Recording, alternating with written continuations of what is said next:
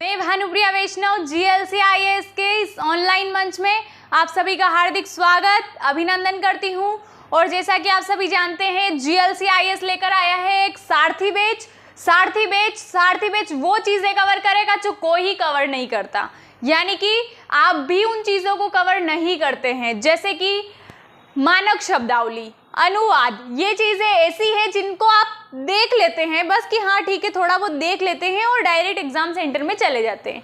लेकिन क्या आपको पता है ये सारी चीज़ें कम से कम मतलब ऐसी चीज़ें हैं जो हमको 100% अंक प्राप्त करने में हमारी मदद करती हैं।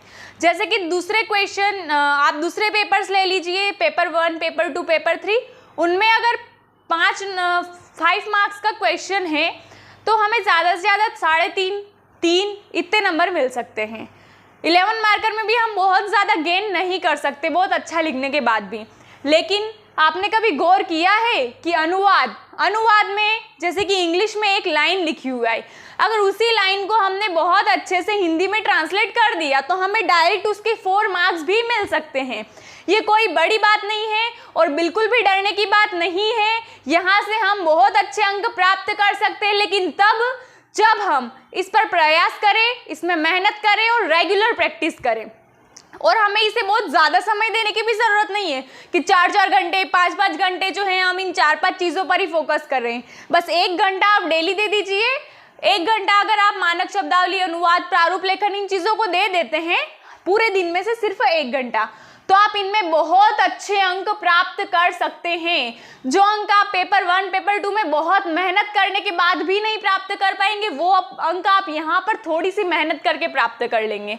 तो इन्हीं चीज़ों को सरल बनाने के लिए, क्योंकि बच्चों को थोड़ा डर रहता है कि अरे हमको तो आती नहीं है इंग्लिश, हम कैसे करेंगे। इंग्लिश मीडियम वाले सोचते हैं हिंदी में कितने टफ वर्ड होते हैं यार, इनको कैसे लिखेंगे।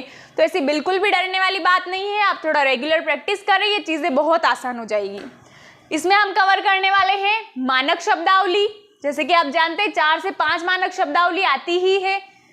अनुवाद में हिंदी से इंग्लिश में अनुवाद कैसे करें, इंग्लिश से हिंदी में अनुवाद कैसे करें, और आपको बिना ग्रामर आए, आपको ग्रामर नहीं आती है, उसके बाद भी अच्छे अंक कैसे प्राप्त करें, किन किन चीज़ों का उनमें ध्यान रखें, कहाँ फुल स्टॉप लगाना है, कहाँ कोमा लगाना है, कहाँ एक्सक्लेमेटरी मार्क लगाना है, कहाँ हमें कैपिटल वर्ड यूज़ करने, कहाँ हमें स्मॉल लेटर यूज़ करने, हर चीज़, हर नियम इस कोर्स में हम आपको बताएंगे, जिनसे आप बहुत अच्छे अंक, छोटी चीज़ों का ध्यान रखते हुए बहुत अच्छे अंक प्राप्त कर पाएंगे। और यहाँ पर है प्रारूप लेखन में बच्चों को बड़ा डर रहता है कि ये याद नहीं हो रहा, सारे मिक्स हो रहे हैं, कंफ्यूजन हो रहा है, उसमें क्या जो फॉर्मेट था इसमें क्या फॉर्मेट है, कंफ्यूज हो जाते हैं। लेकिन यहाँ भी डरने वाली बात नहीं है, बहुत आसान तरीके से आपको सारे प्रारूप यहाँ पर याद करा दिए जाएंगे, बिल्कुल लॉजिक के साथ। और गणित तो जैसे कि जिन लोगों को आता उन लोगों को तो ऐसा लगता वाह यार कितनी अच्छी चीज़ दे दी यार सिलेबस में, और जिन लोगों को नहीं आता वो लोग सोचते हैं गणित दी है, वो भी पेपर 3 में, जिसमें हमको वैसे ही इतना डर लगता उसमें ही इन्होंने गणित दे दी। बिल्कुल डरने वाली बात नहीं है। गणित बहुत ज़्यादा टफ नहीं आती है हमारे, इसमें बहुत बेसिक मैथ्स पूछी जाती है। अगर आप यहाँ पर हमारे साथ थोड़ी तैयारी करेंगे तो मैथ्स में भी आप अच्छे अंक प्राप्त करने के मतलब काबिल हो जाएंगे। इसलिए गणित भी डरने का विषय नहीं है, क्योंकि टेंथ तो सभी ने पास करी है। 10th में लेवल तक की जो मैथ्स आती है वही मैथ्स इसमें पूछी जाती है, तो बहुत डरने वाली मैथ्स बिल्कुल नहीं आती है, बहुत ईजी मैथ्स आती है। फिर निबंध लेखन, हालांकि ये तो सभी हम बचपन से लिखते आ रहे हैं, किसी को भी इसमें ज़्यादा कठिनाई नहीं आती है, लेकिन फिर भी हम और अच्छे अंक उसमें कैसे प्राप्त कर सकते हैं वो चीज़ें हम यहाँ देखेंगे। एक थोड़ा सा हम डेमो के तौर पर देख लेते हैं कि हम इस कोर्स में क्या क्या देखेंगे और कैसे देखेंगे। तो अनुवाद में हम देखेंगे सबसे पहले यहाँ पर है ये पारिभाषिक शब्दावली। जैसे कि आ गया सर्किट हाउस किसे कहते हैं। अब यहाँ पर जो साइंस वाला बच्चा है क्या पता कभी वो समझ ले सर्किट यानी कि वो साइंस वाला सर्किट, ऐसा नहीं है। सर्किट हाउस बोलते हैं हम विश्राम गृह को। तो यहाँ से हुई हमारी पारिभाषिक शब्दावली कवर। फिर हमने इसी शब्द का इस्तेमाल करके एक वाक्य बना दिया है। इस वाक्य से क्या होगा, हमको हिंदी टू इंग्लिश ट्रांसलेशन सीखेंगे और हिंदी टू इंग्लिश ट्रांसलेशन भी हम यहाँ पर सीख लेंगे। और चूंकि हम इसी शब्द का प्रयोग करके ये वाक्य बना रहे हैं तो इससे क्या होगा कि आप इस शब्द को भी याद करने मतलब बहुत आसानी से याद रख पाएंगे। उसके अलावा वाक्य में भी हमने ऐसे ऐसे शब्द लिए हैं जो शब्द कहीं ना कहीं हमारे एग्जाम में मतलब पूछे भी जा सकते हैं, इनडायरेक्टली पारिभाषिक शब्दावली के रूप में भी पूछे जा सकते हैं। तो शुरू करते हैं। सर्किट हाउस, सर्किट हाउस यानी कि विश्राम गृह। क्या होता है? विश्राम गृह। Circuit house is equipped with all facilities. ठीक है, अब इसका अर्थ हल्का हल्का तो हमें समझ में आ रहा है, एग्जैक्ट क्या होगा? क्योंकि सर्किट हाउस का मतलब तो हमने जान ही लिया, सर्किट हाउस यानी कि क्या होता है? विश्राम गृह। इज, अब इज शब्द आया है, इज शब्द आया है मतलब वाक्य आपका होगा वर्तमान काल में। ध्यान रखेंगे, बस 3-4 चीजें ध्यान रखनी। इज एम आर अगर आया है तो वाक्य हमारा किस में है? वर्तमान काल में। तो इससे हमको समझ में आ गया कि वाक्य को हमको है यानी कि वर्तमान काल में ले जाना है। इक्विप्ड, इक्विप्ड यानी कि युक्त, सुविधा से युक्त। इक्विप्ड विथ फैसिलिटीज, विथ यानी कि साथ, फैसिलिटीज यानी कि सुविधा, ऑल यानी कि सभी, इक्विप्ड यानी कि युक्त। क्योंकि देखो अगर वाक्य में युक्त शब्द आ जाए तो हम कंफ्यूज में पड़ जाएंगे, ये युक्त क्या होता है यार? युक्त संपदा तो है, इंग्लिश में क्या लिखेंगे युक्त के लिए? या इक्विप्ड वर्ड आ जाए तो हम ये सोचने लग जाएंगे इक्विप्ड को हम हिंदी में क्या लिख सकते हैं।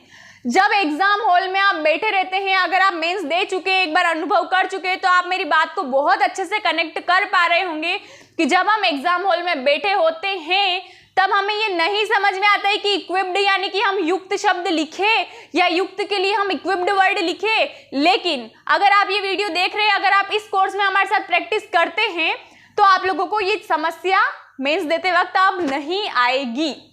तो इस वाक्य को देख लीजिए एक बार फिर से। Circuit house is equipped with all facilities, विश्राम गृह सभी सुविधाओं से युक्त है। अब इसमें आपको ग्रामर सीखने की कहीं जरूरत पड़ी क्या? इस वाक्य में हमें बहुत ज्यादा ग्रामर सीखने की कोई जरूरत नहीं है। हमें इतनी इंग्लिश तो आती है कि हमें इतना समझ तो आता है कि इज जो है वो वर्तमान काल में होता है ना? तो यहाँ पर हमें वो डीप वाली ग्रामर पढ़ने की बिल्कुल जरूरत नहीं है, क्योंकि मेंस हमारे सामने ही है। तो अगर हम ग्रामर वाली चीजें पढ़ने लग जाएंगे तो हम बाकी चीजें कब पढ़ेंगे? तो बस यहाँ पर आप जो जिस तरह से मैं सिखा रही हूँ उसी पैटर्न को फॉलो करते जाए और सीखते जाए। अगला देखिए, कोलिशन। कोलिशन यानी कि गठबंधन। हम बोलते हैं ना गठबंधन सरकार बनी है, मतलब 2-3 पार्टीज ने मिलकर सरकार बनाई, गठबंधन सरकार। उसे क्या कहेंगे हिंदी में? इंग्लिश में कोलिशन। कोलिशन। अब इसका वाक्य देखिए, since no party obtain the majority a coalition government was formed. अब यहां पर देखो, पार्टी का मतलब तो सभी को पता होता है, पार्टी यानी कि दल, है ना? उसके बाद ऑब्टेन, ऑब्टेन का मतलब होता है प्राप्त करना, कुछ भी मिलना। जैसे कि इनको क्या है? बहुमत नहीं मिला, मतलब no party obtain the majority, किसी पार्टी को बहुमत नहीं मिला। ऑब्टेन यानी कि कुछ भी प्राप्त करना, कुछ भी मिलना। मेजोरिटी यानी कि बहुमत, सबको पता है मेजोरिटी यानी बहुमत। और कोलिशन गवर्नमेंट का हमने देख लिया, गठबंधन सरकार। और फॉर्म्ड यानी कि बनना, फॉर्म्ड यानी कि बनना। और यहां पर क्या वर्ड आया है? वॉज। इसको फोकस करें, वॉज। वॉज वर्ड आया है मतलब वाक्य हमारा जाएगा भूतकाल में, वाक्य जाएगा भूतकाल में। अब इसको हम और सिंस का मतलब यहां पर इस जगह, इस वाक्य के संदर्भ में इसका मतलब हो जाएगा इसलिए। तो देखो, किसी एक दल को बहुमत नहीं मिला, since no party obtain the majority a coalition government was formed, इसलिए गठबंधन सरकार बनाई गई। अब यहां पर जो 2-3 चीजें हमें और ध्यान रखनी होती है वो ये होती है कि पहला वर्ड जो है हम कैपिटल लेटर में लिखें। पहला वर्ड वाक्य का हमेशा कैपिटल लेटर में आपको लिखना है। ये बहुत छोटी चीज है लेकिन हम यहाँ पर अक्सर गलती कर देते हैं, हमारी जैसी हैबिट होती है हम उसे हैबिट में लिख लेते हैं। तो ध्यान रखें, आप हिंदी इंग्लिश जिस भी मीडियम से हो डजेंट मैटर, बट आपको पहला वर्ड कैपिटल लेटर में लिखना है। फिर आपको ये भी देखना है कि अगर हिंदी में वाक्य के पीछे पूर्ण विराम चिन्ह लगाया गया है तो आपको भी इंग्लिश में वाक्य के पीछे फुल स्टॉप नामक चिन्ह लगाना है। ठीक है। अगर यहाँ पर पूर्ण विराम लगा है तो वाक्य में आपको यहाँ पर भी फुल स्टॉप लगाना है। इसी तरह से बहुत सारी छोटी छोटी चीजें हैं जिनको आप ध्यान में रखते हुए बहुत अच्छे अंक प्राप्त कर सकते हैं। तो उन्हीं छोटी छोटी चीजों को जानने के लिए आपको ज्वाइन करना होगा हमारा सारथी बैच। उसके अलावा देखिए रामबाण बैच भी है। रामबाण बैच, इसमें आपको पूरे मेंस की प्रिपरेशन करा दी जाएगी। पूरा मेंस यानी कि पेपर 1, 2, 3, 4, 5, 6 जो भी पेपर है सारे पेपर आपको इसमें मिल जाएंगे।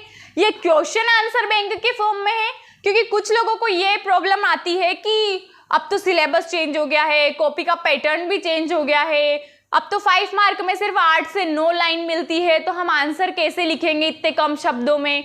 तो उसी समस्या का समाधान करते हुए हमने इसको एक क्वेश्चन आंसर फॉर्म में बनाया है, जिसमें हमने 3 मार्कर में एक अच्छा उत्तर कैसे लिख सकते हैं, 5 मार्क में पूछा जाए तो किस प्रकार से हमारा फॉर्मेट होना चाहिए। क्योंकि देखो हर प्रश्न के अनुसार फॉर्मेट बदलता है। ऐसा नहीं कि हमने मन से ही ऐसा फॉर्मेट बना दिया, हमने मन से ही जो है किसी में ऐसे ऐसे कर दिया, किसी में हमने ऐसा कर दिया, ऐसा नहीं होता है। हर प्रश्न का एक फॉर्मेट होता है, तो उस प्रश्न की मांग को समझने के अनुसार हम उस फॉर्मेट का इस्तेमाल करते हैं। तो वो सारी चीजें आपको इस कोर्स में मिलेगी। उसके अलावा और देख लीजिए कंपल्शन। कंपल्शन यानी कि होता है बाध्यता या अनिवार्यता। कंपल्शन यानी कि बाध्यता या अनिवार्यता। He was acting under compulsion. He was acting under compulsion. He यानी कि वह, कंपल्शन यानी कि मजबूरी या बाध्यता, जैसे कि यहाँ पर आप यहाँ बाध्यता शब्द लिखेंगे तो और ज्यादा बेहतर होगा। वह बाध्यता या अनिवार्यता में काम कर रहा है। एक्टिंग मतलब जो भी कार्य कर रहा है, अंडर कंपल्शन मतलब काम, वह अनिवार्यता में काम कर रहा है। या अंडर के लिए हमने शब्द यूज किया है में। और देखिए कंपेंसेशन। कंपेंसेशन यानी कि क्षतिपूर्ति। पता ही है आपने जो अपना कोपरा एक्ट सभी ने पढ़ा होगा, कंज्यूमर प्रोटेक्शन एक्ट, उसमें आपने देखा ही होगा कंपेंसेशन की बात की जाती है कि अगर हमने कंज्यूमर को गलत प्रोडक्ट दिया गया तो उसकी क्षतिपूर्ति की जाएगी। कंपेंसेशन यानी कि क्षतिपूर्ति या मुआवजा। Company has paid 1 year's salary as compensation. Company ने मुआवजे के तौर पर 1 साल का वेतन दिया है ना। अब यहाँ पर देख लो, हम सोचते हैं कि तौर पर ये शब्द कैसे आया, है ना। Has, company has paid 1 year salary as compensation. तो ये जो एज है इसके लिए हम क्या लगाएंगे, तो सैलरी के तौर पर उन्होंने क्या दिया, मुआवजा दिया, मतलब सॉरी मुआवजे के तौर पर, सैलरी के तौर पर उन्होंने मुआवजा दिया है। ठीक है, तो ये देख लीजिए, ये वाला कोर्स है 1999 का। और इसमें देखो यहाँ पर ऐसी चीजों का समाधान किया गया है, जैसे कि अगर किसी को लगता है हमारे पास शॉर्ट कंटेंट नहीं है, एग्जाम देने जाते हैं तब इतना हम याद कैसे करेंगे, हर डेली बिना छुट्टी के पेपर होते हैं मेंस में, रिवीजन कैसे करेंगे सिर्फ रात रात में। तो जिनको शॉर्ट कंटेंट की समस्या है उन लोगों के लिए ये वाला कोर्स बेहतर है। इस कोर्स को लेने के बाद आपकी कौन कौन सी समस्याएं दूर हो जाएगी, तो पहली समस्या आपकी यहाँ दूर होने वाली है शॉर्ट कंटेंट की, है ना। इसके बाद ये कोर्स अगर आपने ले लिया तो आपको कोई सा भी दूसरा कोर्स लेने की जरूरत नहीं है, क्योंकि इसमें आपका शॉर्ट कंटेंट, इसमें आपको आंसर राइटिंग फॉर्मेट, इसमें आपको प्रारूप लेखन, निबंध, मैथ्स, हर चीज का सॉल्यूशन मिलने वाला है। इसके अलावा आपको टेस्ट सीरीज के लिए भी कहीं भटकने की आवश्यकता नहीं पड़ेगी, इसी में आपको टेस्ट सीरीज भी मिलेगी। तो ऐसे सारे फीचर्स इस कोर्स के अंदर है। तो आप देख लीजिए आपको किस प्रकार की प्रॉब्लम आ रही है, उसके अनुसार आपके लिए कौन सा कोर्स बेहतर रहेगा, उसके अनुसार आप इसको देख सकते हैं। और ये सारे कोर्स आपको मिलने वाले हैं GLC IAS के एप्लीकेशन पर, वहां से जाकर आप इनके डेमो जो है वो देख सकते हैं। Thank you.